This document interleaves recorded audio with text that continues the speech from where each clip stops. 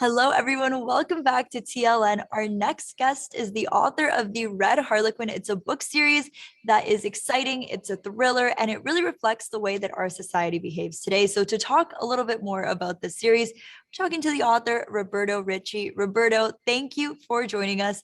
What can you tell us? Just a little, 30-second elevator pitch about the Red Harlequin.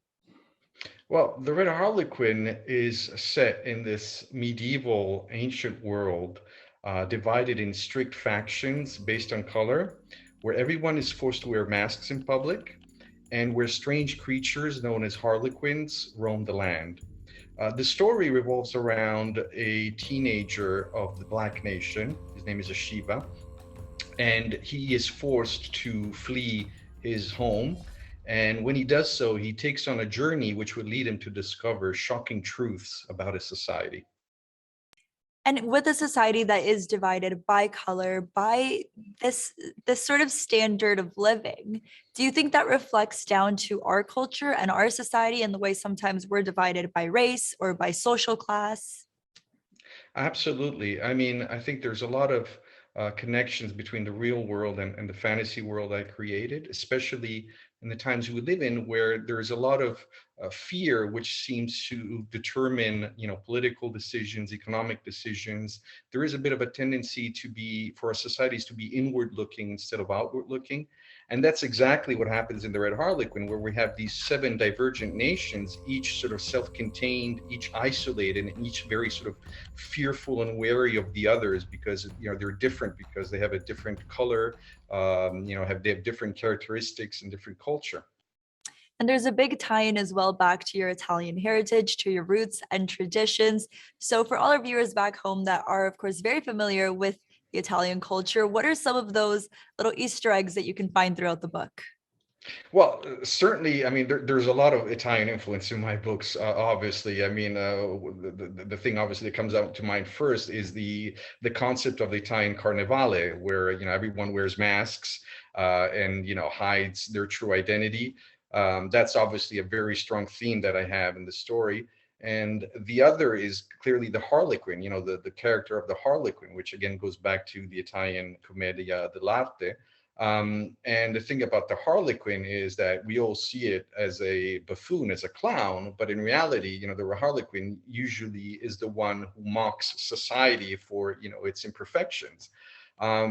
Obviously, in the story, the Harlequins are not clowns. They're something completely different, but I won't go too much into it because otherwise I'll spoil the story to the readers. And there are a lot of stories about dystopian societies and that really make us think about what the future could be or where we could find ourselves if we keep making wrong choices. Why was it so important for you to write this story about a dystopian society, to create this fantasy world? Well, I actually created this about 10 years ago on the backdrop of some very powerful global movements, which you may recall, were the Indignados, the Arab Spring, Occupy Wall Street. So there was a lot of social turmoil in that period. And I really felt that as well. And as a writer, I wanted to really write something about encouraging young readers to challenge the status quo, to, fight for what you believe is right.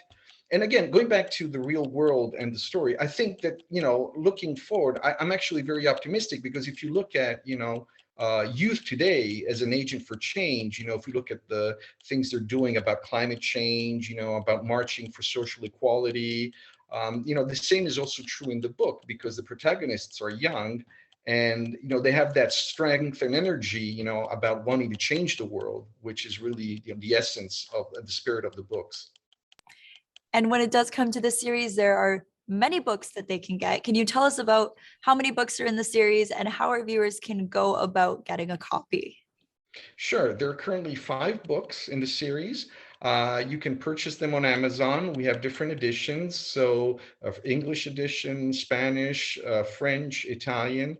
You can just search for the Red Harlequin and you'll find the books. Otherwise, if you just want to learn more, you can go to our website, which is theredharlequin.com.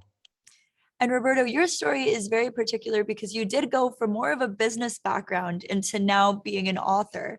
What was it that made you want to make that switch from entrepreneur to full-time writer? Well, again, it's something that I can't really describe, but it's an urge. And I read about, other writers having the same thing. It's an urge that all of a sudden you have about writing a story. Like you feel like you have to do it, and it just doesn't leave you. So it's something very, very strong and very, very personal. It was a very personal story to write. And it does come from as well having access to so many different cultures, right? I mean, your English is perfect, but you are originally Italian. Do you think that having and coming from a diverse and a multicultural background inspired you to maybe get a little bit more creative and put yourself out there? Absolutely, absolutely. I mean, that's really part of the message, which is, we are all the same ultimately, despite our, nationalities and our identities. Obviously, it's good to embrace the different characters and traits of each one of us, but ultimately, we are all the same. We're part of a big, one big giant family. And I think that's what I learned, in my experiences in growing up abroad, in Japan, in the US, and of course, Italy. Amazing. Roberto, thank you so much for joining us. Thank you for having me. Much appreciated. Thank you.